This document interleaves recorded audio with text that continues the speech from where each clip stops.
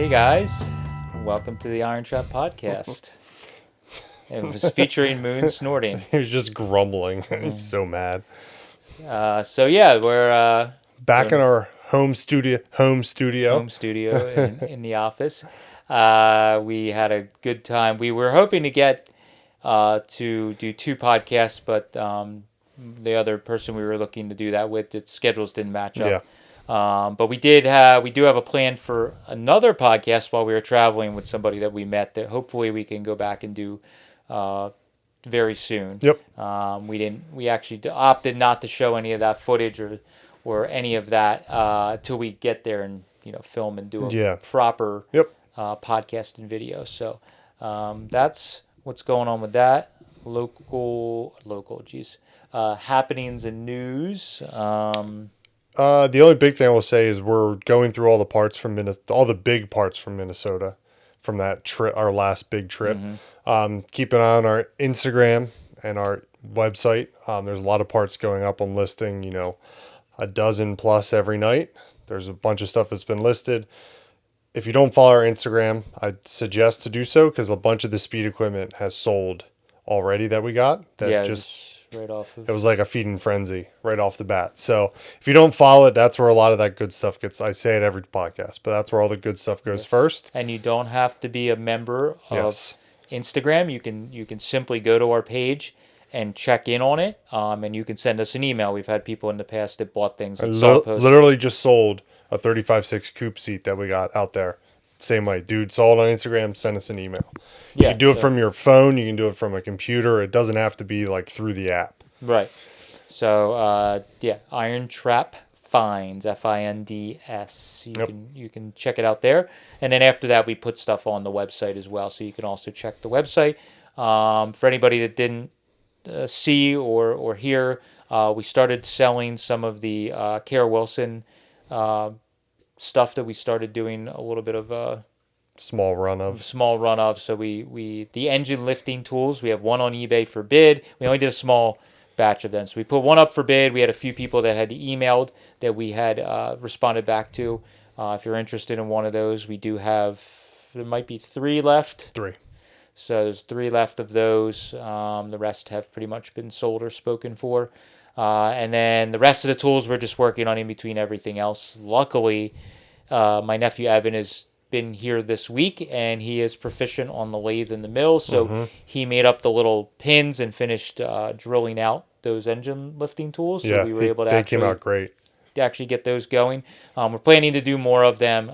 We're just kind of basing how easily or how they sell, and then we'll kind of make a decision if we're going to do 50 for the next one, 10, 5, never again. I don't know.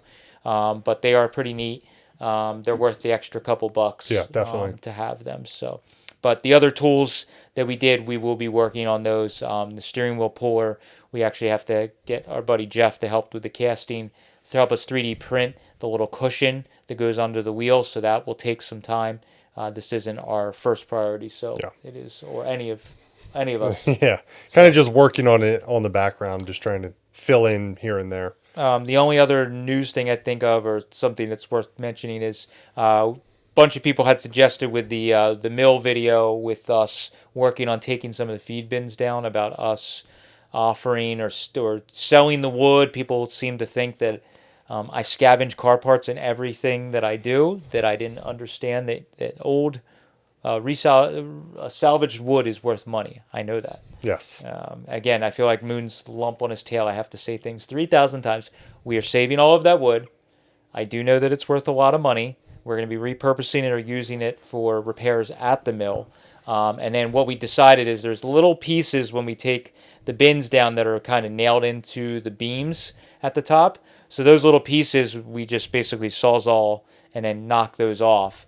We're going to probably work with our buddy Jeff and maybe do like CNC engrave coasters or something like that will sell for an affordable amount. And it's kind of like a way to help generate funds to keep up with what we're doing with the mill, but also it's a fun way to, save the mill. So we don't know what we're going to do yet. We're testing artwork right now. So we gave Jeff a few pieces of wood. He's going to test out how it comes out and size and all that. I But need to send him logos now that I think about that. yes. So but it's a kind of a neat thing. They'll probably end up being like $5 or something Yeah. like that. And if you end up ordering a shirt or a sticker pack or whatever, it's just a fun way to do that. And it's also pretty cool because you get a little piece of the IronTrap mill. Which Yeah. is kind Yeah, of a we're neat going to thing. try and save all the really long boards because there's a lot of floor holes that need to be filled. Not a lot, but there's definitely some that need to be patched. And also, it's cool to repurpose all that Yeah. stuff. I've always done that. So even if we're like, I already done it with some of the wood that was there. We showed in a video where I like had that huge sign and I found the old wood at the mill and made a frame for the sign. So like we're gonna keep all of that and use it, put it away, and just everything's gonna get repurposed and saved. Definitely. So that's what's going on with that. So let's get into topic for today. Going to talk about when is Yeah. the right time to sell. I had a brain fart. I was like, what are we? Where am I? Who am I? Yeah. What day is it? At least one of us is paying attention slightly. Yeah, I don't remember if this was something that someone had suggested, a viewer, or if we came up with it. I don't know. I have a list in my phone. But And it's kind of broad too. You do parts, cars, when's the right time to sell any of it. I felt it was relevant, again, because leading up to the mill, I listed a bunch of cars. People were shocked. Why would you list any of those cars for sale? I can't believe you're selling insert car here that people thought I shouldn't sell or list. Or I can't believe you're selling, that 32 body. And we figured we'd discuss at least our rationale with that, and maybe it resonates with you. Also, it's also relevant because people are always talking about the value of stuff historically, and when to sell, why to sell. You're never going to get this much money for a 32 Roadster ever again. And historically, we've seen that it does dip, but it also always comes back. Yeah, so we'll talk about a little bit of that and our thought process behind it, and maybe that'll be helpful for you. And it's also come in handy for me over the years as treating some of this stuff like investments. You can be smart about buying something and when do you sell it. So that's another thing. So I guess we'll start out with the emotional side of it. When do you sell a car? Yeah. Because we go to a lot of these estates that we do, and some of these people that collect or in the hobby never sell. They don't sell anything ever. Nut, bolt, nothing. Nothing. And we hear that a lot of times when we do these estates. It's like they're like, oh, my husband or my grandfather, he was the guy who was really hard to deal with. He would never sell anything unless you would give him 3 times retail. Yeah. And that's how he ended up with all this stuff. Which, if you're financially in a position where you can keep everything and never sell, which I would love to be, because, man, I'd have an incredible... I mean, I have a good collection now, but I'd have an incredible collection. You'd have like 132 grills or more. Awesome. It would be awesome. It'd be pretty cool. It would be. But if you didn't have to do that, then that's great.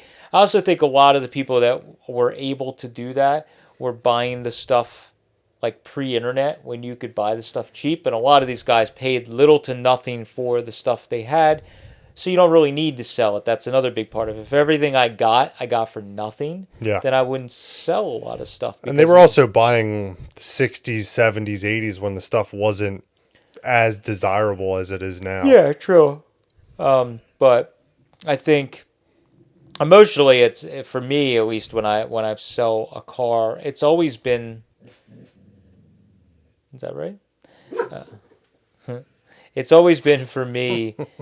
I kind of know when it's time, or it's like I always say it's like breaking up with a girlfriend or a boyfriend, depending on your which way. What are you doing, Moon? He's sleeping / grumbling. You kind of know, like if you just don't have interest in it. Now that's where some people have that emotional they have a hard time emotionally, like, oh man, I can't sell this, and even though they don't drive it, they don't even look at it, they don't know they have it, or they don't have any interest in it, they don't ever want to sell. For me, I always feel like guilty, because it's like, well, man, if I'm not even like interested in like tinkering on it, or if I don't even get excited to think about fixing it or whatever, then probably not. There's nobody in there. Moon. I think it's literally somebody weed whacking. You're okay, buddy. You're all right. You're grumbly. I think it's, for me, I just think about like somebody could get use out of this car or this Definitely. whatever. So like I think there is a selfish aspect with some people that don't ever want to sell. And, I get it. If it's your stuff, you can do what you want with it. But for me, I get a little overwhelmed sometimes, even with all the space that we now have. I still get overwhelmed, and it's kind of like what am I doing with all this stuff? I'm up and down with that a lot. So I think for me, and if it helps you, if you're not interested in it, or you have an opportunity to upgrade, that's always been a big thing with me. Yeah, the upgrade thing's huge. That was always a time to sell for me, and that's back to the mill. That's why I listed a bunch of that stuff for sale, because that's a different type of upgrade, but it's a huge upgrade. Now, an upgrade for you might be you're having a family. You're having your first child, or you're Yeah. having another child, or your kids are going to college, and it's different type of upgrade. But that's a reason to a valid reason, and if you can hold on to a vehicle and it helps you get to that next step, then I think it's a great time to sell. So, but I've always just had a point where I just kind of get like bored with a car, or, it's just like, Stop driving and it kind of gets pushed into the front and just kind of, you never have that urge to pull it out and drive it. and I have some stuff right now. The biggest one I have personally is the Pagoda City Coupe. We've talked about it a bunch. When I actually put it up for sale, and people were like, I can't believe you're selling it. I'm like, I haven't driven in like 2 years. Like I maybe drove it once or twice to We like, drove it. What did we drive it for that one time? You drove it to the mill the one time we looked at it. And that was the first time you drove it in like a year. over a year. And the time before that, I think, was for a video that we did. And then I think I drove it one other time to Makunji, and I realized that either a tie rod or a kingpin bushing is going bad, and I was getting some death wobbles. So I kind of like stopped driving. And I feel like that when we do these estates, it's easy to talk crap, and especially like we see in the comments, like people like, I can't believe he let his car. That happened to the cars, or why would you stop driving such a kick-ass 100%, car? yeah. And I now start seeing it. I'm like, I stopped driving that car kind of because it needs some sort of work, and you always have another car to drive, so it kind of just gets pushed to the corner, and like, whatever. And I could see how that could happen with other people. You just, and it sits and time passes. Especially if 15, 20, some of these old dudes have 15, 20 cars. You just, I'll just drive one of the other ones. Yeah, and that's what kind of happens with me pretty badly. Yeah. So, that's where, but I get it now. Like that car, I have a tough time. Like I put it up for sale, and I'm like, kind of was asking too much money for maybe not too much, just the top of the market for it. And I'm like, I hate to sell it. I'd probably be bummed. So I didn't. It hasn't been the right time yet, obviously. But and also, you see a lot of old dudes that are trying to track down their first hot rod they built, the first car they owned. So I'm kind of glad you didn't sell it, because who knows, in 20 years you're trying to track it back down and find it again. So it's kind of one of those cool things that to hang on to. Yeah, and I think I've been realizing over the years of like, there's the cars that are special for one reason or another, that it would be hard to replace it even if money was no option, So that car, while it's not exceptionally special as far as, historically with hot rods, it's not like super different. It's just, I built it myself. It was built at a time when I was at Eastwood that was really cool, and I got to build, and it kind of like that car was the gateway to what is IronTrap. I mean, and a bunch of people commented or messaged me or texted me, like, you can't sell that car. That car is IronTrap. Like that's kind of what started IronTrap, so to speak. What it is now was that car, and so I agree. So it is a little difficult. So I think that's why that one stuck around. But like some of the projects that we sold were stuff that was like really cool. I mean, we sold that 32 3-window body in pieces, and like I always wanted a 32 3-window. That was a dream car. And then I started thinking, I'm like, I have one on the lift that's like a pretty nice body that I don't even work on. Like I wouldn't get rid of that one currently, But like the other one that's in pieces, it's so far down the line, you start to realize like I don't have enough life or interest to get to that. So I probably should pass some of that stuff on. And after putting, 4 or 5 cars together from absolute pieces, it's really not that fun. At the end of the It's day, it kind of not. sucks. Yeah, it's not as fun as it used to be. Yeah. And I don't even know. I should say that it's not as. It's not that it's not as fun. I have a lot more on my plate these days. Yeah. And I started, I'm also thinking about like right now, my favorite project is the mill. Yeah. Like that's my favorite. It's exciting like a new project car. So I'm very excited to fix it up, transform it, make something out of it and get use out of it. So it's like, I already know that I'm not going to get as much time to work on project cars as I would like to, at least for the next like 1 to 5 years. Yeah. So I need to also realize some of those projects, I'm not going to get to them. So trying to get better at focusing. So the cars that I'm working on right now that you're seeing in videos and myself working on, most of them are cars that I'm going to, plan to hold on to. So when you look around and you think about selling, can you replace it? So like the 34 sedan delivery, I don't think, even if I had unlimited money, you can't really find a survivor. They don't pop up ever. Like never. Every now and then you see one that's street rotted. Or a giant. I've seen a couple in the last 2 years that have been like Really basket cases. And that's, excuse me, need a cup of coffee. That is another instance where it's like, I don't, the sedan deliveries, there's so much wood in them. Yeah. I don't think I have it in me to restore all the wood and also. And I don't think anyone makes the wood for them.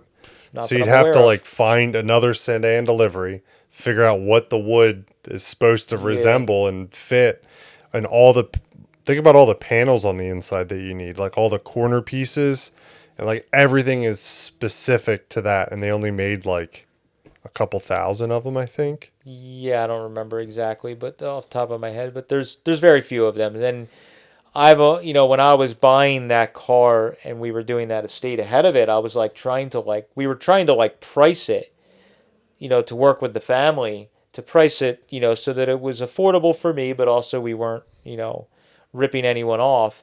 And it was like, you can't really find them, again, you see them basket cases and they're pretty affordable. And then you see them like totally restored and people asking crazy money, and it's like, what's that in between? Or a street rod and people are asking crazy money because they took a 2-door sedan and they made a sedan delivery out of it. Right. Yeah. So yeah, I would, if you're thinking about selling, that would be my number one thing, and could I ever replace this car or build another one? So we get those comments like all the time when we sell a car. People are like, oh, the Roadster pickup was a big one. The Roadster pickup in that 32 5-window. Yeah, people are like, I can't believe you sold that. Oh my gosh. Well, the Roadster pickup, while it was special, and the average person that doesn't have the business we have, yes, putting that car together would have been difficult. The Bacola blower, the Allburn gauge panel, I'm gonna step out real quick. Mike's. We've been waiting on a customer, so Mike has to run out. So the sedan delivery, the Roadster pickup, the hard part with that was just that it was like fresh. We had just built it. I hadn't driven it a ton. But in the end, we had a customer that came forward, a viewer that really loved it. It was what he had wanted to build for years. He was gathering parts and wanted to build that and didn't have maybe the space, the time, the skill level. I don't know what, but he wasn't able to in a number of years put together that truck. And he was kind of like, when he and I had a conversation, it was like, you built basically exactly what I want to build, but like you put better parts than I could have put on it because I couldn't find that stuff. So I started thinking about, it's like, this guy, we put together what he would have loved to build. And if I wanted to build another Roadster pickup, I could pretty much build one. You can find 28, 29 Roadster pickups pretty easily. Just, depends on the day and the price that you want to pay. So I figured I can come up with that. So I moved it on. So that one, while it may seem crazy that I sold it after only driving it for a summer or two, I had my time with it. We put it together. The goal was to put something together pretty affordably, very low skill level as far as the build was, so to help inspire people to put it together. And the right person came along. So that's probably another thing for when is the right time to sell.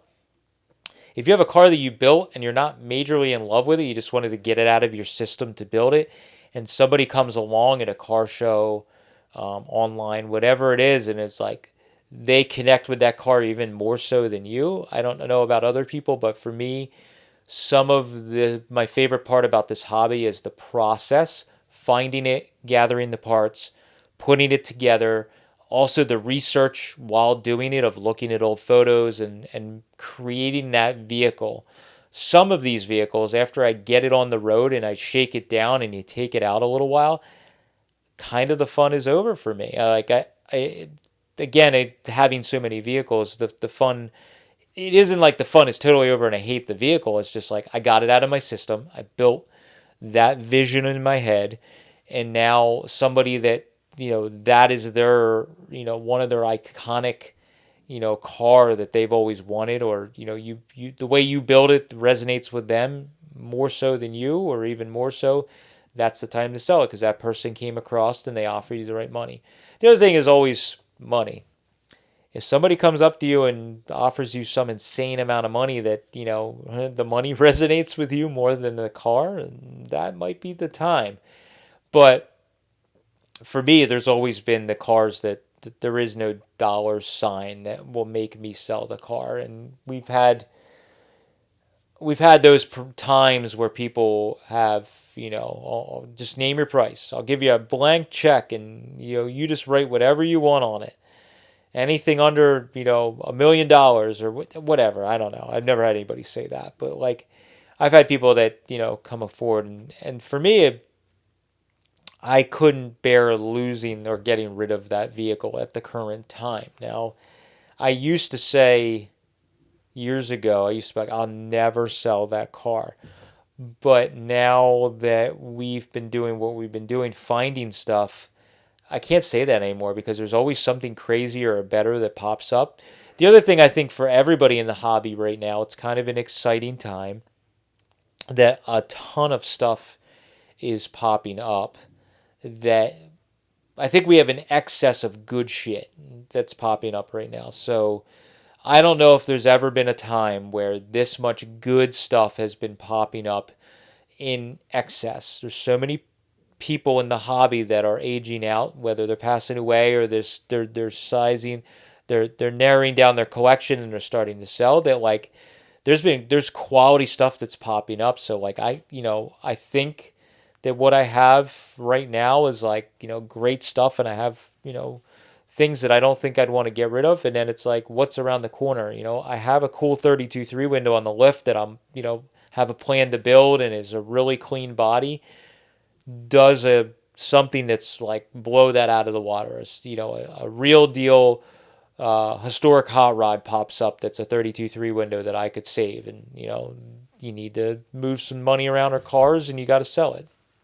That it is what it is. So I think this point in time with the hobby, you can't say that because something crazy is popping up on the internet, or in your neighborhood something might pop up that you can't live without and you have to sell it. So that's one of the things for sure, is knowing that there might be something better around the corner, and that's what you need to think about. And for me, I'm not independently wealthy. We just have a good business going that we're able to buy and sell and keep the money flowing, that I can buy stuff when things come up. But like, you need to think about if the next thing, to get you to that next thing, you may have to sell that car that you didn't want to sell. So I just think about that. What are the ones that I could maybe live without? And when we started selling when we were trying to buy the mill, I got lucky that we were able to sell some project cars and some parts that got me to that point. But I knew some of the parts, even like if you're thinking about parts and when is the right time to sell.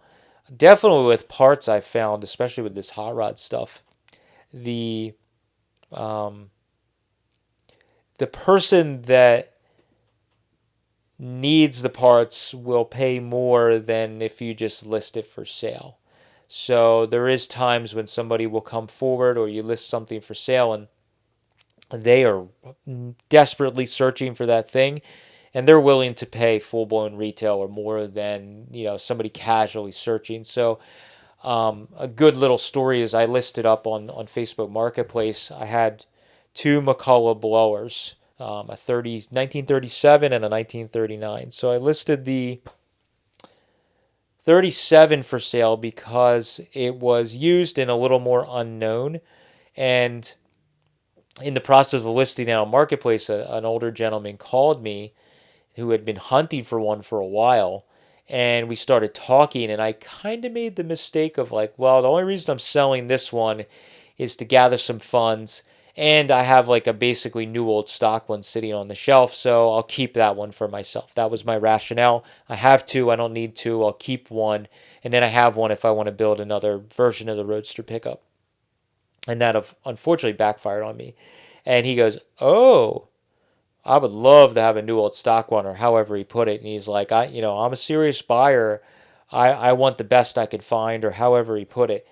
And I said, well, it's not going to be cheap. It's basically new old stock or very low miles, and I don't want to sell it. And he kind of said, well, what's the number? And I threw a number out that was pretty high, but still not crazy. I'm still feel like I'm still reasonable on that stuff. And he pretty much was like, okay, send me some photos. I just want to make sure it's as good as you say it is, and I'll probably buy that one. So without me knowing it, I've ended up basically selling both of them. So I have zero right now. But it is what it is. That was the right time to sell because I was trying to gather money to do it. But like, I think when it comes to parts, there's usually people that, I've even bought stuff where somebody has offered it. I put up an ad, hey, I'm looking to buy whatever, and somebody hits you up and goes, I've had this squirreled away forever, don't really want to sell it, but if you really need it and you're willing to step up, I will sell it.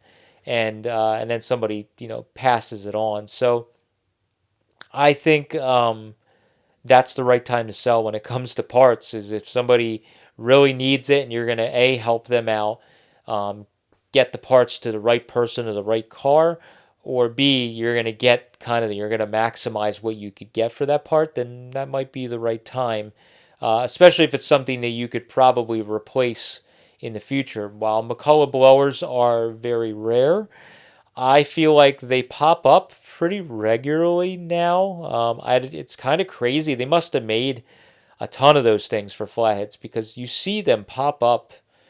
I don't know. I think I saw Travis at Road Alliance. I think I saw him post one for sale just recently, and he has come across one or two, and or maybe more. I don't know himself. So it's kind of crazy, even just in this like what feels like this small niche of traditional hot rodding. You're seeing a lot of them pop up and get passed around, and then you'll see estate auctions that they pop up. So it's kind of crazy. I was rambling and I had to stop for a minute. That's all good. Too much talking. I didn't hear from him, so I was like, I got to go out there and call him. And just, is he just sitting in the driveway? I called him. He's like, oh, I'll be there in like 5 to 10 minutes. I'm just leaving. You said that you were going to be here like an hour ago. He's just leaving? His house. He lives here in Boyertown. Yeah. So what did I miss? What were you rambling about? I don't know. I was going on tangent. You shouldn't let me just talk with those. Sorry, there was a customer here to pick up parts, so I had to keep the business afloat. I'm sorry, everyone. That's a normal everyday thing. So I was just talking about like the last thing I kind of talked about was the parts thing. The right time to sell for parts sometimes is when somebody really needs it, or it also applies to cars too, because we have found that with I kind of spoke about that a little bit, like if a car resonates with you, someone else more, at the end of the day, money is a deciding factor for some people, or even me on the right car, but a part. If somebody comes up and it's like they're willing to pay more than you think you could get for it, or top dollar, because it's backfired on us or me in the past where like I tried to play hardball too much, and you're like, I'm gonna wait for the whatever, you let a deal go for $500 difference, And then you find out down the line that was probably that was the right guy to buy it because they were serious. And then you just end up selling it for the same money or less, but you have to do a lot more dicking around. Dealing with, you try to sell it publicly and you have to deal with 3,000 Yeah. messages and all the tire kickers, and that $500 is just, you got more of, but you wasted more time. Yeah. So but I think the parts thing is always I'm probably not as good at it as I should be, and I think other people I see are much better at it. I see a lot of people that like when they, the right time to sell is when the project is done as far as parts go. Yeah. So like I see a lot of people that are much better at it than me. They'll like get done a car, they put the car on the road, project's done, and they're just they don't need to, like when you're gathering parts for a car, you might get 3 different steering wheels or 2 sets of fenders and you pick the best set out of it. Mm-hmm. And a lot of people you'll see like projects done, cars on the road, I'm selling my extra fenders, Definitely. all the extra stuff or parts they pulled off. Myself, I'm not as good at that. I'll end up just like I'll save it for the next car. but I do it occasionally. Like the Mercury is a good one. I've done that recently with the Mercury where like we were selling as I was pulling the parts off, chopping it and customize it. It's like, here's the wiper parts. Our buddy Kevin just bought the wiper parts and actually sold him, or actually gave them to him. We traded the chrome B-pillar garnish. Oh, okay. I took the B-pillars out. Yeah. I don't need them. Were those on eBay? I don't think so. Okay. No, they weren't on anywhere because they weren't really for sale. Oh, okay. I had them set aside with all the chrome garnish. For another car. For maybe, I don't know. But we've been selling some of that stuff as we were taking it off of the car, the hood ornament, all that stuff. Yeah. And I'm trying to get better at that. It's like sometimes it's really easy to take the parts off or have all the leftover parts and you shove them in a corner and you forget about them and then the pile gets bigger and bigger. Which for us is great when we do these estates because there's lots of great stuff that people took off of cars or the extras when they build a car are still pretty good. But that's definitely a great time because it helps influx cash to build the next car or whatever you want to do. And it's kind of crazy how much money is sitting around when you think of all the extra parts you have left over from a build. Yeah. And it's kind of nice if you sell that stuff. Get some extra cash. Get some extra cash. But I did that like we were selling. I was gathering parts to put another 32 Roadster together from scraps. And when I made the decision to sell that, then it was like super easy because I'm like, well, we could sell that. We could sell this. I had all this stuff that was kind of like maybe someday. Yeah. And we just kind of like cleared that whole project out of my brain and just sold it all. So that was kind of nice because I was gathering doodads and junk for mismatched, oddball, just randomness. Yeah, and just sold it off. But I think the last kind of discussion as far as like when's the right time, and we get it, the questions all the time, is as far as the investment, money making. You could have the same question. You pose the same question: when is the right time to buy? Yeah, and I think there's no correct answer because it's almost like the stock market. You don't know what's going to happen 2 hours from now. You don't know what's going to happen 2 years from now. Mm-hmm. It's all very up in the air. And I mean, the right time to buy a 32 Ford is when it's directly in front of you. Yeah, when it's a good opportunity, yeah. I would say. Of course, if you're paying 1.5 times retail at the Mecum auction, that might... I mean, for you, that might have been the right time. If you're happy with it, that's the right time to buy it.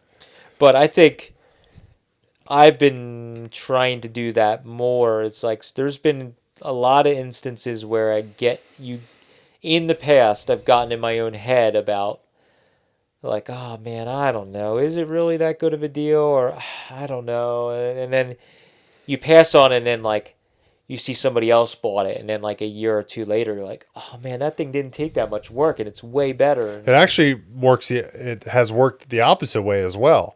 Mm-hmm. Someone came up to us at Carlisle talking about a 34 Woody, and the price that they talked about, Matt goes, I'll buy every single one that you find for that price. And then that evening while we were driving home, he looked it up. He goes, holy shit, they're way cheaper than I thought they were.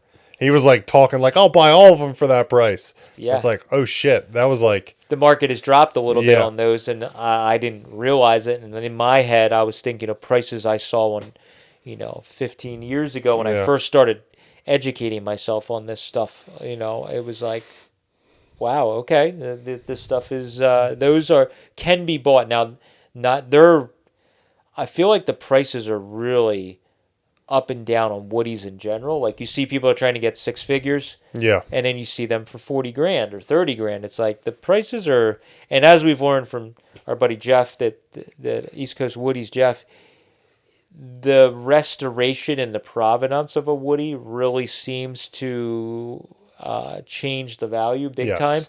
And like the average uneducated person like myself, I would probably, that one that went for 30 grand restored, it might have went for that because there was like nothing correct on it. Sure, it was still a woody and it Yeah. resembled it, but when you actually started breaking it down, it's like it was kind of like a cobbled together job. And there's certain years of woodies that are like way more desirable than anything. Like 3940 seems to bring like the absolute highest value out of woodies, it seems. And I would have thought 34 is like everything. 32 to 34 you think would be the highest Yeah. that follow all the other cars, but it seems to be 3940 seem to bring like crazy money. When we started looking at prices, we're like, whoa, that's actually that very bad. surprising. Because I don't know why I've had in my one of these cars to get out of my system. Yeah. I've kind of like entertained the idea a 33.4 Woody would be pretty cool. I don't know why. Again, like the sedan delivery, you don't see them very often. Yeah, so I've You see entertained the idea. basket cases. You very Yeah. rarely see nice ones. No, I think I'd try and find a decent one, but the idea of finding like a survivor, Yeah, barn find type deal that's not all rotted is Definitely. like, exciting. So if you're listening, Jeff, you have a sucker if you find one. He's sitting right here. yeah, not one that you cobbled together from stuff. Yeah, not one that you cobbled together like we do with cars. he's too. firing up the CNC machine right now to Yeah, put I one got a together sec- for you. I know he's got a cow and some stuff to put one Yeah. together. But no, like again, like this sedan delivery is a great example. I'd love to find one that's like a survivor like that. That's kind of like you can just do a couple little odds and ends to make it my own, but not totally Yeah. destroy it or change it and have a neat little hot rod Woody. That would be neat. But surf mobile, Yeah. type thing. But I think as far as the right time to buy, obviously, like if the price is decent and you can afford to buy it and sit on it, a lot of this stuff you almost never lose. No. And I don't know what it is about antique cars in general, but specifically early Fords. There's this weird mental thing with us that when somebody finds something and it's the first time it's coming to market, signs are like this too. Yeah. People go nuts and will pay more than it probably would sell for if it went out for sale in the open market. I don't know what it is. Like we've discussed it a lot that like sometimes it's easier to sell a car when it's not really for sale and it's fresh to market, or you're not trying to sell it. I don't know why, but like every time we do a video where we pull a car out from somewhere, I could probably sell it way easier to somebody privately off the video, or if it's in the background of a photo on Marketplace, Yep. you could sell it because people feel like they're getting some deal or that they scored something. And Yeah, every time we pull a car out that we're not going to sell, 32 two-door sedan, that 34 sedan delivery, we'll get 1 million messages trying to buy it.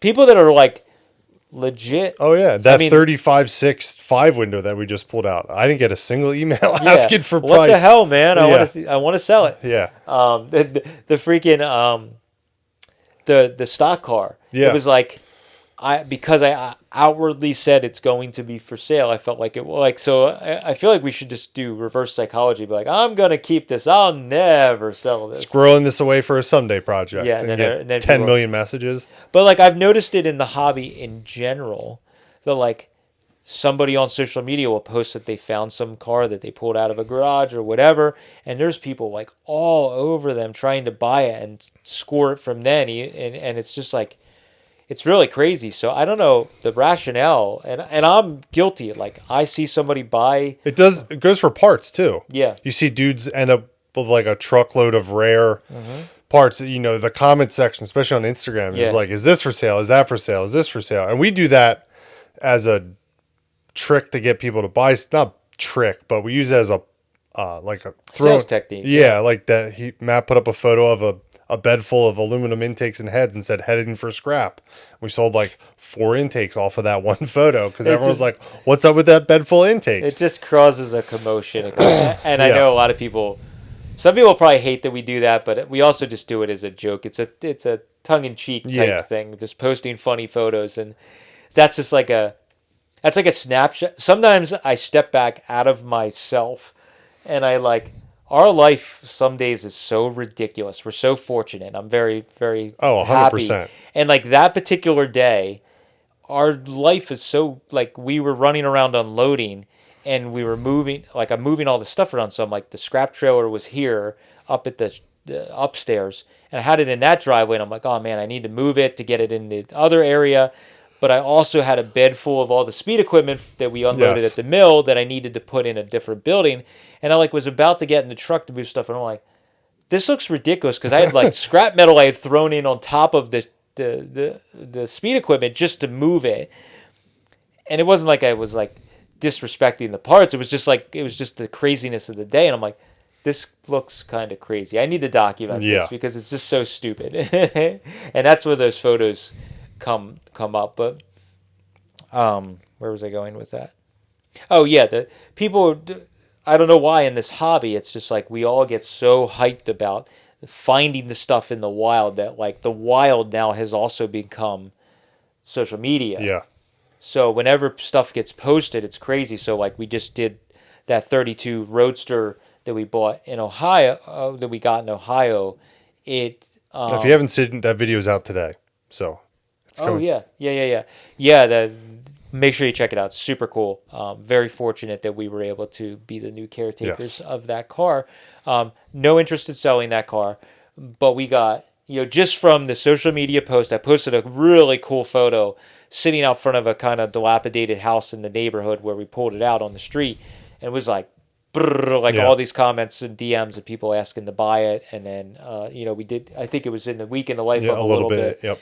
We had people asking, and it's like, I probably could have sold that thing. 10 times. Yeah, we probably could have sold it driving home just from that social media post, and it was like, but if I would have posted it outwardly that it was for sale, all of a sudden Zero. it would have probably nobody was interested. Yeah. So sometimes that playing that weird mind game does work in this hobby. Oddly enough, I don't. We're know all why. mentally broken, is what it boils down to. And I'm like more guilty than anyone. Like I've bought stuff just like that. I've bought stuff I can't count how many times at a swap meet where a friend just scored it. We talked about it before. Actually, Titus was a good example. Oh yeah. Last year at Hershey, I was walking over just in the area where Titus hangs out, and he was walking back with a 26.7T turtle deck. Was he carrying it? He was carrying it. Oh my god, that's pretty big. He was carrying it, and he was about to set it. Like he was only like not far from his space, and he was setting it down and putting a piece of tape on it to like rip the tape off of the price he paid. He was putting tape on to resell it, and I'm like, I had been thinking about putting together a 26.7T Roadster for the Riley engine, and I'm like, oh man, that thing's killer. And he's like, yeah, I just scored it across the way for like, I don't know what he said, $300 or $400, something really cheap. And I'm like, you dick. Like, psyched for him, but you're Yeah. like, I'm like, what do you want for it? He's like, I think he was like, I'm gonna put 1,200 on it, but and I'm like, I don't know. And he's like, I forget what he said, $800 or $900 for you right now. And I'm like, fine. And I bought it. He doubled his money like right there on the spot. And that was the right time to buy because Yeah. I knew even at 1,200, as soon as I walked away with it being Hershey, somebody was going to buy it because it was like the most rust-free original paint turtle deck I've ever seen. And you never see those turtle decks to begin with. No, they they like you never ever see They them. never pop up. So I was like, you know what? Right now is the right time to buy because it's affordable. It's the nicest original one I've ever seen in my life. Me searching. Yeah. And I was like, you know what? Let me buy it. Even if I find a car later on, I'll be able to sell this thing and at least get my investment back. And that's Definitely. the best way. If you're hunting for this stuff and it's hard to find, if you find one and you're not even sure that you'll definitely use it, you should probably buy it if it's a decent deal, because you'll always get your money back. If you buy it right, you always get your money back. And then I ended up selling it for Pretty good money. 20 Something like that. 2,500 or Yeah. $2,000 when I was gathering money to do the mill. We had a mutual, again, an older friend of ours that buys and sells, Yeah. and he came by with one of his friends to buy some parts, and He had mentioned it to me in passing, and I was like, "Oh, it's not for Matt has one, but it's not for sale." And then he called Matt and talked to Matt. Matt's like, "I'd sell it to him." yeah, just because I was just starting to purge a little bit, and I was like, you know what, that's the only thing I have for that body. Why don't I sell it? Because he basically told me I have this super nice tub, and my turtle deck I have is really crappy. I'd like to find a nice one to get me ahead of the Yeah. game. I start telling him about that one, and he's like, well, actually, my body's kind of like original black paint. And I'm like, you're the guy. Yep. He also was a gentleman that sells really. Anytime I see him at Hershey, Rhinebeck, all the swap meets, he's selling really nice stuff. Yeah. There's these guys and the older guys in the hobby that when you see them, you know that they sell nice stuff. When you see me, you don't think that I would sell nice We look like things. scumbags. So you would think I was selling like scrap metal. He's always dressed nice. He like has a nice button up. He looks like he. I Just don't came know. from church. I don't know what his previous career was, but he looks like he would be a college professor. Yeah. Super nice guy, dressed nice. His Or wife, doctor. or doctor. Yes. He just presents himself in that way. So I knew just from seeing him around. I'm going on a side tangent. You dress very nicely. I don't know if he listens to the podcast, but I knew that he knows what the stuff is worth. Yeah. So I knew that he was a serious buyer. So I said, hey, I think I said it was $2,000 or $2,500, and I was just like, but I knew when I bought it that I'm like, I've seen these really nice ones go for $2,000. Jeff was just trying to flip his money and keep going out and Yeah. buying. Not having to take it home back from PA to Minnesota. Was key, and he created more money to go buy more stuff at Hershey. So it's like we've all done that before. So I saw the opportunity, and I was going to put the full retail price on it. And he goes, if it's as nice as you're saying, I'll take it. And he was there like a day or two later, and then I think he called me, or I saw him afterwards, and he was like, thank you. That thing, you're right. That's like the nicest turtle deck I've ever come And then you across. ended up selling it and then finding a whole body with a turtle deck. For 20, actually less than that, $22,000, I think, or something Yeah. like that. Ended up being. Now, given this one's been restored, it has filler in it, but it's got old black lacquer paint. It's a complete body. Yeah. So for me, it's kind of like I'll just do a little touch-up work on the paint, and now I have a whole body that matches rather than finding a tub, because I was already running into the problem. How do I find a tub that's as nice as original paint, that's as nice as that one was? So, yeah, you found the right person. And, Yeah. it got passed around. But I think buying the stuff for an investment is tricky. It's just like the stock market. You might make out, you might lose your ass. Speed equipment, early Ford parts, the market changes. It's not super fast, but there's trends that change. Like Model A stuff used to be real. I was having a conversation with, might have been Titus. Model A bodies, two-door sedans, you used to be able to get decent money for them. Not like tens of thousands of dollars, but you get a couple grand for a decent Model A body. Because there for a minute, That was the hot fad. especially with rat rods and hot rods, doing a hard channel Model A two-door sedan with some big engine set up high with a big sweep to the frame or big step. That was really hot, and you were seeing it everywhere. And then, so people were buying them up like crazy. The 35-7 pickups doing bobber trucks was really hot for a minute, and those cabs were selling like hotcakes. And now that stuff slowed down a little bit. So. It all comes with trends, Some speed equipment's like that too. Someone will put a car together with a rare, intake or finned heads or valve covers or whatever, and you could see that people start selling a shit ton of them again, and it's like investing in the stock market. You could make a killing doing it, and you could also like drastically lose your ass. The one thing I've learned over the years, for sure, and our friend Pete says it, and his best friend Bob Redneck that's passed away years ago. I didn't know Bob very well, but Bob was a legend in the hobby in our area.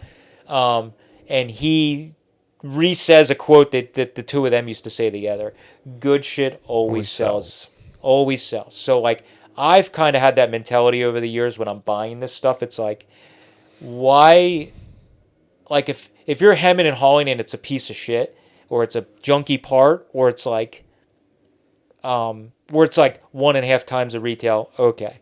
But like anytime I'm looking at like that turtle deck, or you're looking at a 32 body or a 32, anything that's good. So good shit could be whether you collect muscle cars. Yeah. You know, there's always those cars that are always going to sell and always be in demand. So for us, with the hobby that we're in, you know, roadsters and coupes, pretty much of every year range in the Model A to, you know, early V8 era, they always sell. Always. They now it's just relative to, like Mike was saying, to the what they bring, you know, goes up and down, but like you pretty much can't lose if you buy one of them right. You're not going to lose. You always make your money back at the very least. So if you're looking to buy it just for like a project car and you find a better one, well, no big deal. If you bought it right, you're going to sell it for what you have into it or better. And we've proved it in some of our videos. The Ruined Roadster was a good example. I bought that car right.